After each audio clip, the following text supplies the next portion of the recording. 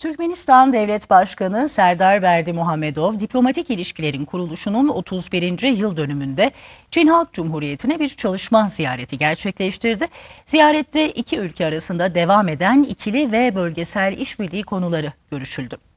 Türkmenistan Devlet Başkanı Serdar Berdimuhamedov, Pekin'de Çinli mevkidaşı Xi Jinping'le bir araya geldi.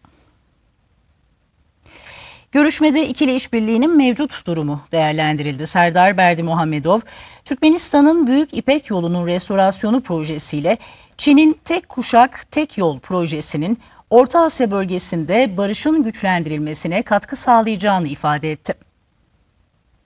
Ticari ve ekonomik faaliyetleri canlandıracak bu büyük projenin koordinasyonunun birlikte yapılmasını önerdi. Heyetler arası görüşmelerde ise iki ülke arasında enerji, ulaştırma, haberleşme, ticaret ve ekonomi alanlarında 16 protokol imzalandı.